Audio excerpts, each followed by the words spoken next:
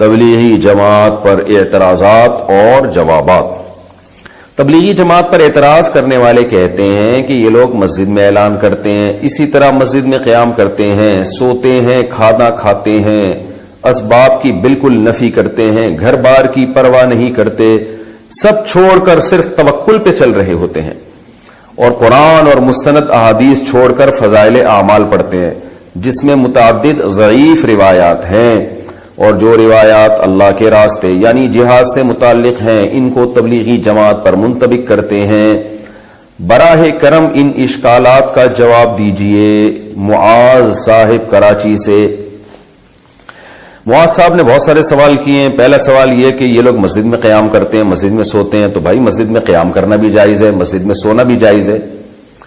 حضرت علی رضی اللہ تعالیٰ عنہ مسجد میں ہی تو آرام فرما رہے تھے جب رسول اللہ صلی اللہ علیہ وسلم ان کے پاس گئے تو مسجد نبوی کی مٹی آپ کے رخسار مبارک پہ لگ گئی تھی، تو اسی پہ نبی صلی اللہ علیہ وسلم نے ابو تراب سے آپ کو خطاب کیا ہے، مٹی والے۔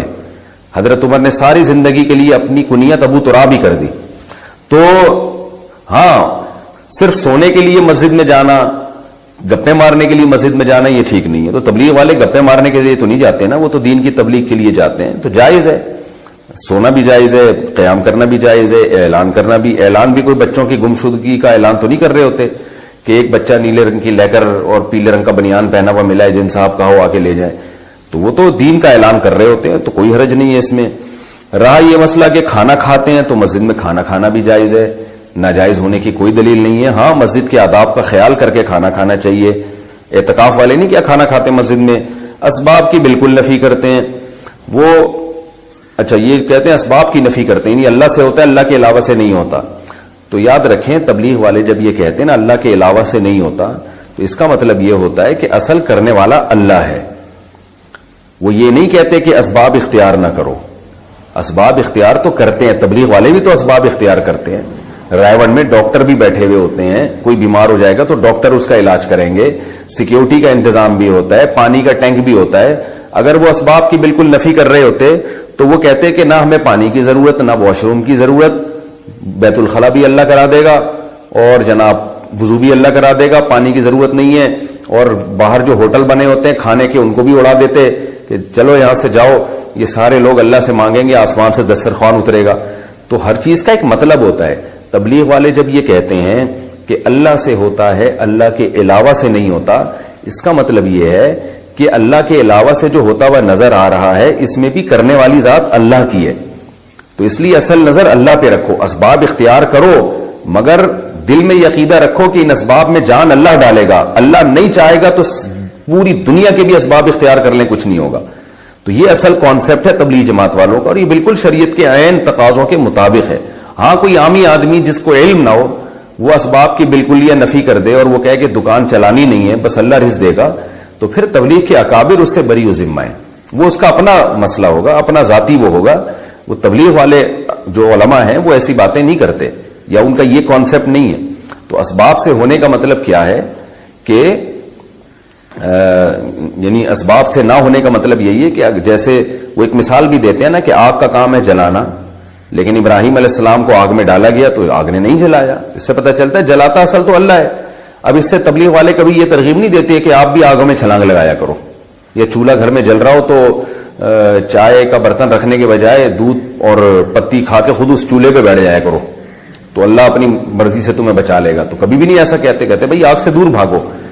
تو اس کو سمجھنا چاہیے کہ وہ کیا، وہ ذہن بناتے ہیں کہ اللہ پہ اعتماد کرو، اللہ پہ توکل کرو، اسباب اختیار کرو، مگر نظر کس پہ رکھو، اللہ پہ، یہ مقصد ہوتا ہے اس کا۔ اور یہ جو آپ نے بات کی ہے کہ جی وہ یہ کہتے ہیں گھر کی بار کی پرواہ نہیں کرتے، یہ بھی غلط ہے، کہتے ہیں سب چھوڑ کر صرف توکل پہ چل رہے ہوتے ہیں۔ کچھ لوگ ایسا کرتے ہیں، بالکل کرتے ہیں، میں نے بھی دیکھا ہے، بیوی بچوں کی تربیت کی بھی فکر نہیں ہوتی، ان کے بزنس کی بھی، کاروبار کی بھی، کھلانے کی بھی فکر نہیں ہوتی، چلے کے لیے نکل گئے، 4 مہینے کے لیے نکل گئے، پیچھے بیوی بچے دھکے کھاتے پھر رہے ہیں، کھانے کو نہیں ہے۔ یقیناً کچھ لوگ ایسا کرتے ہیں، مگر یہ کچھ لوگ تبلیغ کے اکابر کی اجازت سے نہیں کر رہے ہوتے۔ میرا خود تجربہ ہے، کراچی اجتماع میں ایک شخص آیا، یونیورسٹی میں پڑھ رہا تھا، بزرگوں کے پاس گیا کہ میں وقت لگانا چاہتا ہوں، 4 مہینے کے لیے جانا چاہتا ہوں، میں خود اس کا گواہ ہوں۔ ان کو مشورہ دیا تبلیغ کے اکابر نے کہ پہلے آپ اپنی تعلیم یا امتحان مکمل کر لیں، کیونکہ یہ آپ کا ورنہ ادھورا رہ جائے گا، اسے جیسے ہی کمپلیٹ کریں پھر آپ 4 مہینے کے لیے نکل جائیں۔ بعض دفعہ تو رائے سے واپس کیا جاتا ہے، پھر یہ بھی پوچھا جاتا ہے کہ وہ اگر بتائے نا کہ میرے گھر میں کوئی کھانے کا ذریعہ نہیں، آمدن کا ذریعہ نہیں، بس میں اللہ توکل نکل رہا ہوں، تبلیغی اکابر کبھی بھی اس کو نہیں جانے دیتے۔ تو اگر کوئی جا رہا ہے تو وہ خود سے کر رہا ہے یہ کام، آپ اس کو تبلیغ کے کھاتے میں نہیں ڈال سکتے۔ اچھا بھائی، اور یہ جو کہہ رہے ہیں کہ قرآن اور مستند احادیث کو چھوڑ کر فضائل اعمال پڑھتے ہیں جس میں متعدد ضعیف روایات ہیں، یہ بات بھی غلط ہے۔ فضائل اعمال میں زیادہ تر احادیث صحیح ہیں، ضعیف حدیثیں کم ہیں، اور جو ضعیف حدیثیں ہیں بھی تو وہ مسائل کے بارے میں نہیں ہیں، وہ فضائل کے بارے میں ہیں۔ بہت بڑے بڑے علماء محدثین گزرے ہیں جن کا یہ کانسیپٹ تھا کہ ایک عمل کی فضیلت اگر صحیح حدیث سے ثابت ہو تو اس کی فضیلت کو 4 چاند لگانے کے لیے ضعیف حدیث پیش کی جا سکتی ہے۔ یہ تو بہت زیادہ ہے، تبھی حدیث کی کتابوں میں صحیح حدیث کے ساتھ ضعیف حدیثیں بھی بھری ہوئی ہیں۔ تو وجہ اس کی یہی ہے کہ بھئی اس سے کوئی شرعی مسئلہ ثابت نہیں ہو رہا، فضائل اعمال مسائل کی کتاب تو ہے نہیں۔ تو یہ ان کا کانسیپٹ تھا کہ بھئی ایک چیز جیسے نماز کی فضیلت پر صحیح حدیثیں بہت ہیں، وہ صحیح حدیثیں بھی فضائل اعمال میں ہوں گی، کچھ ضعیف حدیثیں بھی ہوں گی، لیکن وہ ضعیف حدیثیں اسی صحیح حدیث کی تائید کر رہی ہوتی ہیں۔ تو اس لیے یہ ایک نعرہ پوری دنیا میں خام خواہ میں پھیلا دیا گیا ہے کہ فضائل اعمال میں من گھڑت قصے ہیں، فضائل اعمال میں ضعیف روایتیں ہیں۔ ایسا نہیں ہے، ضعیف روایتیں بھی ہیں لیکن بہت ساری صحیح روایتیں بھی ہیں، اور ان سے جو مضمون ثابت ہو رہا ہے وہ شریعت کے مطابق ہے۔ ہاں کچھ جگہیں ایسی ہیں جہاں مسائل ہیں اور اس میں ضعیف حدیث ہے، تو وہ غلط بات ہے، وہ پھر آپ علماء سے پوچھیں گے تو علماء آپ کو بتا دیں گے۔ تو ایسے تو دنیا میں کوئی بھی کتاب ایسی نہیں ہے جو نقص سے پاک ہو، صرف اللہ کی کتاب قرآن ہے جس میں کوئی عیب نہیں ہے، وہ ہر قسم کے نقص سے پاک ہے۔ باقی تو دنیا میں ہر کتاب میں کچھ نہ کچھ سقم پایا جاتا ہے، کوئی بھی کتاب لیں گے کچھ نہ کچھ سقم ہوگا اس کے اندر، تو اس لیے اس کو بیان کرنے میں کوئی حرج نہیں ہے۔ اب تک تبلیغ جماعت فضائل اعمال ہی پہ چل رہی ہے، تو ہم نے نہیں دیکھا تبلیغ والوں کے عقیدے خراب ہوئے ہوں، بلکہ تبلیغ والے جتنے توحید پرست ہوتے ہیں اتنے تو ہمیں دوسروں میں توحید نظر نہیں آتی۔ کبھی نہ قبروں پہ جاتے ہوئے دیکھیں گے آپ، نہ کبھی کسی قبر سے مانگتے ہوئے دیکھیں گے، اللہ پہ اعتماد اور توکل کرتے ہیں، تو یہ تو سارا فضائل اعمال کا نتیجہ ہے۔ ایک اور اعتراض فضائل اعمال پہ یہ کیا جاتا ہے کہ اس میں من گھڑت قصے ہیں، یہ بات بھی غلط ہے۔ من گھڑت کی ڈیفینیشن کیا ہے؟ من گھڑت کا مطلب یہ ہے کہ شیخ الحدیث مولانا زکریا رحمۃ اللہ علیہ اپنی طرف سے کوئی قصہ سنا دیں جو انہوں نے نہ خود اپنی آنکھوں سے دیکھا ہو اور نہ اس کی ان کے پاس کوئی سند ہو، اس کو من گھڑت کہتے ہیں۔ آپ نے کوئی قصہ سنایا، لوگ پوچھیں گے بھائی یہ قصہ من گھڑت ہے، آپ کہیں گے کیوں؟ وہ کہتا ہے آپ نے دیکھا اپنی آنکھوں سے، آپ کہیں نہیں نہ میں نے تو دیکھا بھی نہیں، پھر کسی مستند آدمی سے سنا، نہیں جی، پھر ہم کہہ سکتے ہیں بھائی یہ من گھڑت ہے۔ لیکن آپ نے ایک واقعہ سنایا، اگلا کہہ رہا ہے من گھڑت ہے، آپ دلیل دے رہے ہو بھائی میں نے خود اپنی آنکھوں سے دیکھا ہے، تو اب من گھڑت کہاں سے ہو گیا؟ یا کسی قابل اعتماد آدمی کا حوالہ دیا کہ اس نے یہ واقعہ بیان کیا ہے، تو اب من گھڑت نہیں رہا۔ تو فضائل اعمال میں جتنے بھی کرامت کے واقعات ہیں، جتنے بھی اس طرح کے واقعات ہیں جو محیر العقول ہیں، وہ کرامت کے واقعات ہیں، تو فضائل اعمال میں نے جس کتاب سے لیا ہوتا ہے اس کتاب کا حوالہ دیا ہوتا ہے، اور وہ کتاب کے مصنف بڑے بڑے محدثین، بڑے بڑے مورخین ہیں، تو قابل اعتماد لوگوں کے حوالوں کے ساتھ وہ واقعات لکھے ہوئے ہیں، تو ان کو من گھڑت کس بیس پہ کہہ دیا آپ نے؟ تو اس لیے یہ الزام برائے الزام ہے، اس کی کوئی حقیقت نہیں ہے۔ ہاں یہ ضرور ہے کہ ویسے ہم چھوٹا منہ بڑی بات کرتے ہوئے کہ ہماری کیا حیثیت ہے، لیکن ہم میں کیا بعض بڑے علماء بھی ہم نے دیکھے ہیں، وہ تبلیغ کے اکابر کو ایک مشورہ دیتے ہیں کہ بھئی اب چونکہ کام پوری دنیا میں بہت زیادہ پھیل گیا ہے، بہت زیادہ پھیل گیا ہے، تو بین الاقوامی سطح پہ کام ہو رہا ہے، تو ایسی کتاب آنی چاہیے جو بالکل بے غبار ہو، جس میں ساری حدیثیں صحیح ہوں، اس میں ضعیف، کیونکہ جیسے جیسے کام بڑھتا ہے نا اس کا معیار بھی اسی حساب سے بڑھانا پڑتا ہے آپ کو۔ تو اس لیے ہمارا ایک مشورہ ہے کہ ریاض الصالحین ہونی چاہیے، کیونکہ ریاض الصالحین میں A to Z ساری حدیثیں صحیح ہیں، الا یہ کہ ایک آدھ روایت پر اس کے کلام کیا گیا ہے، لیکن وہ بھی کوئی یقینی طور پہ کلام نہیں ہے۔ تو اس لیے ریاض الصالحین جیسے کہ عربوں میں جماعت میں جو عرب لوگ نکلتے ہیں ان کے لیے ریاض الصالحین ہے، تو ریاض الصالحین ہوگی تو وہ اس سے کام زیادہ بڑھے گا۔ یہ ایک مشورہ ہم بھی دیتے ہیں، لیکن ہماری کوئی ایسی اوقات نہیں ہے، ہمیں تو یہ مشورہ دیتے ہوئے بھی شرم آتی ہے، لیکن بعض بڑے علماء بھی یہ کہتے ہیں۔ مولانا ابو الحسن علی ندوی رحمہ اللہ تعالی نے تبلیغ جماعت میں ریاض الصالحین شروع کروائی تھی عربوں میں، تبھی عربوں میں کام اتنا پھیلا ہے، تو اگر یہاں بھی ریاض الصالحین شروع ہو جائے تو یہ زیادہ اچھا ہوگا۔ رہا یہ مسئلہ کہ جہاد والی روایتوں کو تبلیغ والے تبلیغ پہ فٹ کرتے ہیں، تو دیکھیں جہاد والی روایتوں کو جو تبلیغ والے تبلیغ پہ فٹ کرتے ہیں، تو اس طور پر اگر کوئی جہاد کی روایتوں کو فٹ کرے کہ جہاد کا جو 100% ثواب ہے وہ پورا تبلیغ میں نکلے گا، پھر تو یہ بات غلط ہے۔ لیکن اگر کوئی اس طور پر منطبق کرتا ہے کہ جہاد میں اور تبلیغ میں قدر مشترک کیا ہے کہ مجاہد بھی اپنا گھر بار چھوڑ کر اللہ کے دین کی مدد کے لیے نکلتا ہے، اور جو تبلیغ میں نکلے یا دینی مدرسے میں علم حاصل کرنے کے لیے نکلے وہ بھی اللہ کے راستے میں ہوتا ہے، تو ایک نیک شگون کے طور پر یہ فضیلت لی جائے کہ بھئی دونوں کا مقصد تبلیغ ہے، تو جہاد کی کچھ آیتیں ایسی ہیں جو تبلیغ پہ فٹ ہوتی ہیں، جیسے قرآن میں آتا ہے ان تنصروا اللہ ینصرکم، اگر تم اللہ کی مدد کرو گے اللہ تمہاری مدد کرے گا۔ تو یہاں کیا مطلب ہے؟ اگر تم اللہ کے دین کی مدد کرو گے تو جیسے مجاہد اللہ کے دین کی مدد کرتا ہے، اب یہ آیت اصل میں ہے تو جہاد کے بارے میں، لیکن اس میں اللہ نے جہاد کا لفظ استعمال نہیں کیا، بلکہ اللہ نے یہ کہا کہ اگر تم اللہ کے دین کی مدد کرو گے تو بھی اللہ بھی تمہاری مدد کرے گا۔ تو اس میں علماء بھی داخل ہیں، اس میں تبلیغ والے بھی داخل ہیں، اس میں مجاہد بھی داخل ہے، سب سے پہلے تو مجاہدین داخل ہیں اس میں۔ تو تبلیغ والے اس طرح کی آیتوں کو اگر تبلیغ پہ فٹ کرتے ہیں تو یہ بالکل جائز ہے۔ یا صحابہ کے واقعات کو کہ وہ دین کے لیے نکلے اور کیسا لڑے اللہ کی راہ میں، تو قربانی دی نا، تو جہاں بھی قربانی ہوگی وہاں وہ والی آیتیں فٹ کرنا جائز ہوگا۔ البتہ کچھ آیتیں ایسی ہیں جو اسپیسیفک شہادت کے فضائل پر وارد ہوئی ہیں، آیتیں یا حدیثیں، یا کچھ آیتیں اور حدیثیں ایسی ہیں جو زخمی ہونے پر یا پہرا دینے پر ہیں، کہ جو فرنٹ لائن پر جو پہرا دے گا مجاہد لعلہ اللہ یرجع الی اہلہ، اسے یقین نہیں ہے کہ اب واپس گھر لوٹ بھی سکتا ہے، تو اس طرح کی آیتیں جن میں شہادت کی فضیلت ہو یا اللہ کے راہ میں زخمی ہونے کی فضیلت ہو یا فرنٹ لائن پر لڑنے کی فضیلت ہو، وہ فضیلتیں بہرحال تبلیغ پہ فٹ نہیں کی جا سکتی۔ تو اگر کوئی تبلیغ والے ان قرآنی آیات کو تبلیغ پہ فٹ کرتے ہیں تو وہ غلط کرتے ہیں، یہ ان کا انفرادی عمل ہے۔ اور ویسے بھی دیکھیں جب اتنے بڑے پیمانے پر کوئی کام ہوتا ہے تو کچھ نہ کچھ مسٹیک اور فالٹ اس میں پیدا ہو سکتے ہیں، یہ ممکن نہیں ہے کہ آپ اتنے بین الاقوامی سطح پہ اتنا بڑا خیر کا کام کر رہے ہوں اور اس میں ذرا بھی کوئی فالٹ۔ بہت زیادہ واٹس ایپ پہ میسج آ رہے ہیں، کسی کا میسج آ رہا ہے اللہ کا واسطہ مفتی صاحب مولانا طارق جمیل صاحب کو سمجھائیں، اللہ کا واسطہ۔ کسی نے میسج بھیجا میں ان کے بیانات بہت شوق سے سنتا تھا، اب میں ان سے بھی گیا، انہوں نے ایسا بیان دیا ہے کہ اب مجھے ان سے نفرت ہو گئی ہے، کوئی منافق کہہ رہا ہے، کوئی یہودی کہہ رہا ہے، ایسے ایسے برے فحش القابات سے نوازا جا رہا ہے کہ الامان والحفیظ۔ تو میری کوئی اوقات نہیں ہے کہ میں ایک وکیل بن کے کسی کی حمایت یا مخالفت کروں، میں کوئی اتنا بڑا آدمی نہیں ہوں، یہ تو بڑے علماء کا کام ہے۔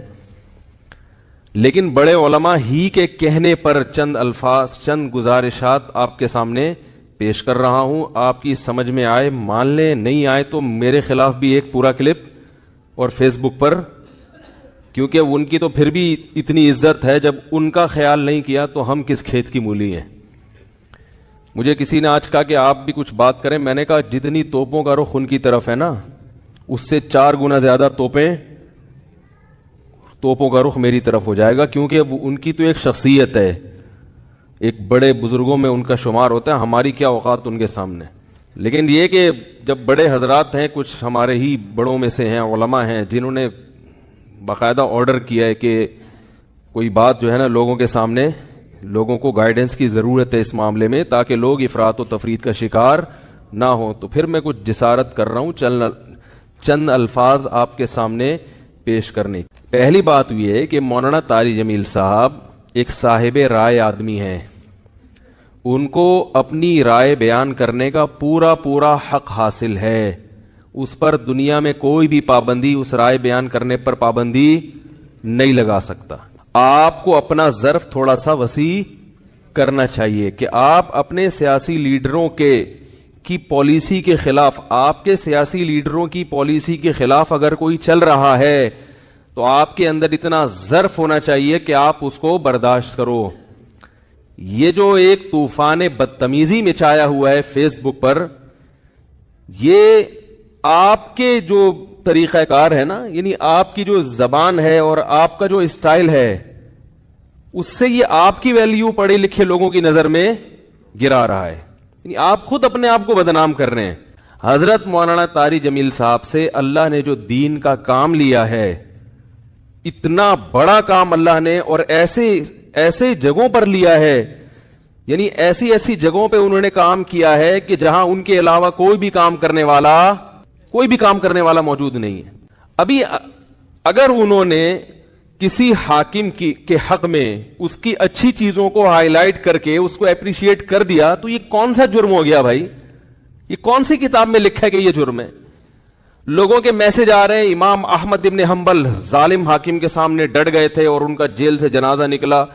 امام ابو حنیفہ ڈٹ گئے تھے، انہوں نے وزارت کو قبول نہیں کیا، ان کا جیل سے جنازہ نکلا۔ امام ابو حنیفہ رحمہ اللہ تعالی نے اگر وزارت قبول نہیں کی تو کیا ساری دنیا کے سارے علماء میں کسی نے بھی وزارت قبول نہیں کی ہے؟ امام ابو یوسف نے قاضی القضاء کا عہدہ قبول کیا۔ امام احمد ابن حنبل رحمہ اللہ تعالی جو اس حاکم کے سامنے ڈٹ گئے تھے، وہ اس بیس پہ نہیں ڈٹے تھے کہ وہ ان کا کوئی ذاتی رنجش تھی یا کوئی مسئلہ تھا۔ امام احمد ابن حنبل کو حاکم وقت مجبور کر رہا تھا کہ اس کی مرضی کا فتویٰ دیں۔ بات آ رہی ہے سمجھ میں؟ اس وقت کا جو خلیفہ تھا اس کی رائے یہ تھی کہ قرآن مجید اللہ کی مخلوق ہے، اللہ کی صفت نہیں ہے۔ امام احمد ابن حنبل کی رائے یہ تھی کہ قرآن اللہ کی صفت ہے، اور یہی اہل سنت کا عقیدہ تھا۔ حاکم وقت گن پوائنٹ پہ مجبور کر رہا تھا کہ آپ وہی فتویٰ دیں جو میں دیتا ہوں، کیونکہ لوگ آپ کو سنتے ہیں۔ اگر کوئی حاکم کسی مفتی کو، کسی عالم کو مجبور کرے کہ جو میں رائے رکھتا ہوں آپ کو اسی پہ فتویٰ دینا پڑے گا، پھر کسی عالم مفتی کے لیے جائز نہیں ہے کہ وہ اپنے فتوے کو حاکم کے کہنے سے تبدیل کرے۔ یعنی حکومت کی اس قسم کی چاپلوسی کیا ہے؟ بولو نا بھائی، ناجائز ہے۔ یعنی ایسی چاپلوسی کہ آپ غلط بیانی شروع کر دیں۔ حضرت مولانا طارق جمیل صاحب نے یہ جو کلپ ہے جس میں عمران خان کی حمایت کی ہے انہوں نے، میں نے بار بار سنا اس کلپ کو، اس میں کہیں بھی ایسا نہیں ہے کہ کسی غلط بات میں عمران خان کی انہوں نے کیا کی ہو۔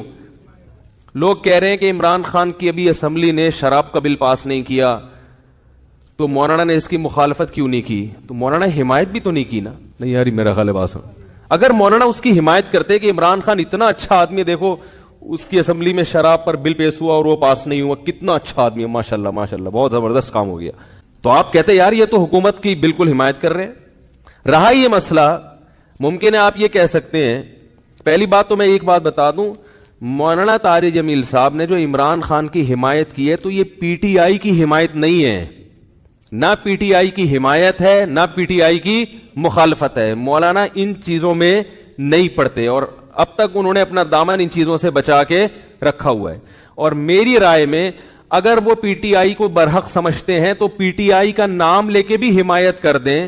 تو اگر آپ کو اس سے اختلاف ہے تو آپ ایک کلپ بنا دو کہ بھائی مولانا جو حمایت کر رہے ہیں ہمیں اس سے اتفاق نہیں ہے، اور مولانا کے جو دلائل ہیں ہم ان دلائل کو تسلیم نہیں کرتے اور اس کے غلط ہونے کے یہ دلائل ہیں، بات ختم ہو جائے گی۔ نہیں یاری میرا خیال ہے بات سمجھ بھائی، اگر وہ پی ٹی آئی کی صراحتاً حمایت کریں نا مولانا طارق جمیل صاحب، ان کا حق ہے حمایت کر سکتے ہیں، وہ عالم دین ہے، ان کی ایک سوچ ہے، ان کا ایک تجربہ ہے، ان کا ایک، اور حکمرانوں کے ساتھ اٹھے بیٹھے ہیں وہ، میں اور آپ اتنا قریب نہیں ہے جتنا قریب وہ رہے ہیں، تو ان کو زیادہ پتا ہوگا، ہم اور آپ کو زیادہ نہیں پتا۔ وہ ایک رائے رکھتے ہیں، اگر وہ صراحتاً بھی کہہ دیتے کہ پی ٹی آئی کو ووٹ دو، میں یہ سمجھتا ہوں کہ پی ٹی آئی بہتر ہے، تو اگر آپ مسلم لیگ کے ہیں تو آپ ایک کلپ بنا دیں کہ مولانا کی رائے سے ہم اتفاق، بولو بھائی، نہیں کرتے۔ مولانا جو یہ دلائل دیے، ہم یہ دلائل پر ہمیں اعتراضات ہیں اور یہ اعتراضات ہیں، بات ختم ہو جاتی۔ منافق اور حکومت کا پٹھو، مجھے تو وہ الفاظ کہتے ہوئے شرم آ رہی ہے، یہ کون سا طریقہ ہے بھائی؟ رائے کی آزادی کا ہر ایک کو حق حاصل ہے، تو میں کہتا ہوں اگر وہ صراحتاً بھی حمایت کر دیتے، آپ ان کی مخالفت پر ایک کلپ جاری کر دیتے کہ ہم ان سے اتفاق نہیں کرتے، ختم ہو جاتی بات۔ جبکہ انہوں نے پی ٹی آئی کی حمایت نہیں کی ہے، انہوں نے عمران خان کی اگر حمایت کی ہے تو اس لیے نہیں کہ وہ پی ٹی آئی کا سربراہ ہے، اس لیے کہ وہ ملک کا سربراہ ہے۔ بات آ رہی ہے سمجھ میں؟ ملک کا سربراہ کوئی بھی ہو، اسلام اس بارے میں ہمیں ہدایات دیتا ہے کہ ملک کے سربراہ سے لڑ کے، اس کی گالی گلوچ کر کے، اس کی مخالفت کر کے آپ اس سے کام نہیں نکلوا سکتے۔ اسلام میں حکم ہے ملک کے سربراہ کی اطاعت کا، فرما برداری کا، اس کی تعظیم کا، اس کی عزت اور اس کے احترام کا، ہمارے اکابر کی تاریخ ہے یہ۔ امام احمد ابن حنبل کا جو حاکم وقت سے جھگڑا ہوا تھا، وہ حاکم نے زبردستی گن پوائنٹ پہ اپنی مرضی کا فتویٰ ان سے اگلوانے کا کہا تھا. یہ زیادتی ہو گئی تھی. اس کے باوجود امام احمد بن حنبل کے پاس لوگ آئے اور انہوں نے کہا کہ ہم آپ قوم کو جمع کریں, ہم اس حاکم کی ایسی کی تیسی کر دیتے ہیں. آپ تاریخ اٹھا کے دیکھیں, امام احمد بن حنبل نے اس کام سے لوگوں کو منع کیا. تو مولانا طارق جمیل صاحب نے جو عمران خان کی حمایت کی, عمران خان جو اچھے کام کر رہا ہے مولانا کی نظر میں, مولانا نے ان اچھے کاموں میں کیا کیا ہے, لوگوں کو ترغیب دی ہے کہ اس میں عمران خان کا ساتھ دیں. اور میں بھی یہی کہتا ہوں, اور صرف عمران خان کے بارے میں نہیں کہتا. اگر نواز شریف کی حکومت ہوتی اور وہ کچھ اچھے کام کر رہا ہوتا تو میں بھی یہ کہتا کہ اس معاملے میں آپ کس کی حمایت کریں, نواز شریف کی حمایت کریں. زرداری بھی اگر کوئی اچھے کام کرے گا تو ہم ببانگے دہل یہ کہیں گے کہ اس کام میں آپ کس کی حمایت کریں. وہ الگ بات ہے, اس بیچارے نے, یعنی اس میں ابھی تک اختلاف ہے کہ کوئی ایسا کام کیا بھی ہے کہ جس کو اچھا کہا جا سکے کہ نہیں, اس میں اختلاف ہے. کچھ کہتے ہیں کہا ہے کیا, کچھ کہتے ہیں نہیں کیا. تو کوئی بھی کرے گا. اس سے پہلے مولانا طارق جمیل صاحب نواز شریف سے بھی ملتے رہے, مسلم لیگ کے صدر سے, اور جتنے بھی سیاسی لوگ آئے ہیں, جتنے بھی حکمران آئے ہیں, مولانا ان کے ساتھ ہمیشہ اچھا سلوک, بولو بھائی, کرتے رہے. کیوں کرتے رہے یہ میں ابھی آ رہا ہوں اس پر, کیونکہ اس کو لوگ کہتے ہیں یہ تو حکومت کے چاپلوسی اور مکھن لگانے والی پالیسی ہے. علماء حق کا تو یہ کردار نہیں ہونا چاہیے. علماء حق کا حکومت کے ساتھ کیا کردار ہونا چاہیے اس پہ میں ابھی آ رہا ہوں. پہلے میں اس بات کو ذرا کلیئر کر دوں کہ مولانا نے پی ٹی آئی کی حمایت نہیں کی ہے, مولانا نے پاکستان کے وزیر اعظم کی حمایت کی ہے. اور اس حمایت کی وجہ کیا ہے؟ آپ کہہ سکتے ہیں اس قسم کی حمایت سابق حکمرانوں میں سے تو کسی کی بھی نہیں کی. تو عمران خان کے کون سے ایسے سرخاب کے پر لگے ہوئے ہیں کہ ایک طرف سیاسی لیڈر اس کو یہودی ایجنٹ کہہ رہے ہیں, ایک طرف اس کو یہ کہہ رہے ہیں, ایک طرف اس کو وہ کہہ رہے ہیں, اور مولانا اس کو کیا کر رہے ہیں, حمایت کر رہے ہیں. تو آج تک ٹھیک ہے ملتے رہے ہیں, مگر اس طرح کا کلپ بنا کے باقاعدہ اپریشیٹ تو اب تک کسی کو کیا نہیں. اس کا جواب مولانا نے اپنے کلپ میں دے دیا. ابھی پھر میں نے بیان سے پہلے ان کا کلپ دوبارہ سنا ہے. مولانا نے کہا ہے کہ یعنی پاکستان کو مدینہ جیسی ریاست بناؤں گا, یہ دعویٰ اب تک کسی وزیر اعظم نے نہیں کی. انہوں نے وجہ بیان کر دی, بھائی اتنا زبردست دعویٰ کیا ہے کہ میں مدینہ جیسی ریاست بناؤں گا, تو مجھے یہ دعویٰ بہت اچھا لگ رہا ہے, میرا دل چاہ رہا ہے کہ میں کیا کروں, اس کی حمایت کروں. آپ کہہ سکتے ہیں کہ عمران خان نے یہ جھوٹا دعویٰ کیا ہے, تو بھائی اگر آپ کی رائے کہ جھوٹا دعویٰ کیا ہے تو آپ حمایت نہ کریں. کیا ہو گیا بھائی اگر آپ یہ سمجھتے ہو کہ جھوٹا کیا ہے تو آپ حمایت نہ کریں. اور اگر ایک آدمی سمجھتا ہے کہ وہ اس دعوے میں مخلص ہے, اب اس دعوے میں وہ کتنا پورا اترتا ہے نہیں اترتا وہ ایک الگ بحث ہے. مولانا کی رائے ہے کہ بھائی وہ اس دعوے میں کیا ہے, مخلص ہے, تو وہ حمایت کر رہے ہیں. آپ سمجھتے ہیں کہ مخلص نہیں ہے, منافق ہے, تو آپ حمایت نہ کریں. آپ ایک کلپ بنا دیں کہ یہ مولانا کی رائے ہے, ہم اس رائے سے اتفاق نہیں کرتے, بات ختم ہو گئی. مولانا طارق جمیل صاحب کو کوئی صحیح کہتا ہے, کوئی غلط کہتا ہے, ایسا کیوں ہے؟ آپ کی ملاقات بھی ہو چکی ہے. مولانا طارق جمیل صاحب بہت نیک, پرہیزگار, خوش اخلاق, ملنسار آدمی ہے. باقی ان کی کچھ علمی چیزوں سے علماء کو اختلاف ہے, وہ ہوتا ہے علماء کو, تو ان بعض چیزیں ان کی علمی ہے جن سے اختلاف ہو سکتا ہے. اب پورا دنیا میں جاؤ گے کہ پورا ایک سے لے کے پورے 100 نمبر تو دنیا میں پیغمبروں کے علاوہ کسی کو نہیں دے سکتے بھائی. مولانا طارق جمیل صاحب کی اتنی خدمات ہیں, اتنے ان کے, اب تو بےچارے عمر زیادہ ہو گئی, اس طرح بول نہیں سکتے وہ. ہمیں یاد ہے جوانی میں ہم ان کے بیان سے چیخیں نکال دیتے تھے, یار کیسے کیسے لوگوں کی زندگیاں تبدیل ہوئی ہیں. اللہ کی بڑائی جب بیان کرتے تو ایسی اللہ کی دل میں بڑائی بیٹھتی, لوگ ان کا مذاق اڑا رہے ہیں اب. تو ہمیں اپنے ان اسکالرز کو بڑھاپے میں ان کا, دیکھو بڑھاپا خود ایک ایسی چیز ہے کہ جس کی وجہ سے اس کے ویسے ہی سب کچھ اللہ معاف کر دیتا ہے اس کا. تو اور شریعت میں حکم ہے انما اجلاء اللہ اکرام الشیب المسلم, جب عمر زیادہ ہو جاتی ہے تو اس کا اکرام کا حکم ہے. تو اپنے جو بڑے لوگ ہوتے ہیں نا, ان سے غلطیاں بھی ہوں تو بس چشم پوشی سے کام لو. میں نہیں کہہ رہا غلطی کو صحیح مت کہو, اس غلطی میں ان کا ساتھ مت دو. غلط کو صحیح کبھی بھی نہیں کہا جائے گا, چاہے آپ کا ابا ہی کر رہا ہو وہ. لیکن اللہ بھی ابھی کبھی اصول ہے, قیامت کے دن نیکیاں اور برائیاں تولی جائیں گی. نیکیاں زیادہ ہوں گی تو اللہ نیکی شمار کریں گے. اللہ یہ نہیں کہیں گے چونکہ 2-4 گڑبڑ بھی کر آیا تو اب تو یہ کیوں کی تو نے. اللہ کیا میاں کا بھی اصول ہے بھائی, نیکی کا پلڑا زیادہ ہے تو نیک آدمی ہے. تو حضرت مولانا طارق جمیل صاحب سے علمی لحاظ سے کچھ غلطیاں اگر ہوئی ہیں, جیسے کہ علماء کو ان کی بعض چیزوں پہ اشکالات ہیں, تو وہ چند ہی غلطیاں ہیں. خیر ان کی بہت سے بھی زیادہ ہے, بہت زیادہ نہیں بلکہ بہت سے زیادہ جو زندگیاں تبدیل ہوئی ہیں لوگوں کے دلوں کو، اور اخلاص اور ان کی دعائیں اور ان کے معمولات عبادت. تو اس لیے ہم لوگ بہت زیادہ غلو کرتے ہیں. جب تھوڑی سی کسی سے کوئی غلطی ہوتی ہے تو ہم اس کو چھوڑتے نہیں ہیں. ذرا سی ہم سے اختلاف ہو جائے نا، ہماری عقیدت عوام کی. میں آج ایک ساتھی کے میں آ رہا تھا، میرے بڑی عزت ہو رہی تھی نا، میں بھی KPK میں گیا، اسلام آباد میں بڑے لوگ مل رہے ہیں، تو وہ مجھے کہہ رہے ہیں یار بڑی عزت ہے آپ کی. میں نے کہا بھائی اس قوم کی عزت سے کبھی بھی دھوکے میں نہ ہو، دھوکے میں نہ ہو. لوگ عزت دیتے ہیں، ہم اس قابل نہیں ہیں، لیکن لوگوں کو ہم نے دیکھا ہے کہ آج باپ بنایا ہوا ہوتا ہے.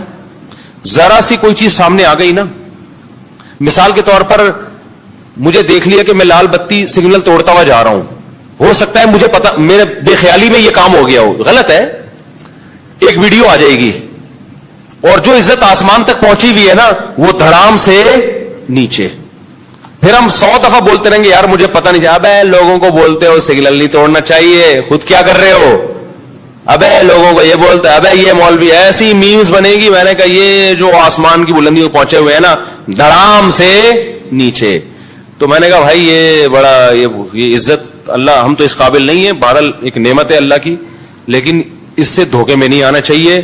2 منٹ میں ہماری قوم کیا کرتی ہے؟ دھڑام سے نیچے. ایسا ہوا ہے، ماضی میں بھی بہت سے لوگوں کے ساتھ ہوا ہے. تو اس لیے اتنی جلدی نہیں کسی سے بدگمان ہو جائے کرو.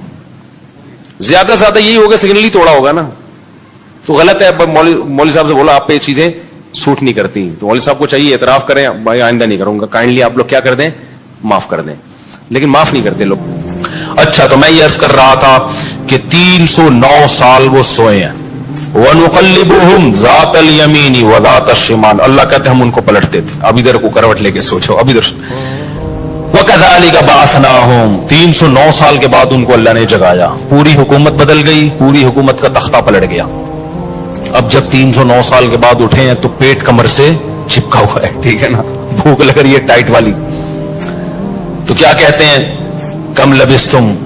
پہلے آپس میں کہنے لگے ہم کتنا سوئے ہیں، ہم کتنا سوئے. ایک نے کہا لبثنا یومن او بعض یوم، یا تو پورا دن سوئے ہیں، کیونکہ سورج جب ہم سوئے تھے تو یہاں تھا، اب یہاں ہے.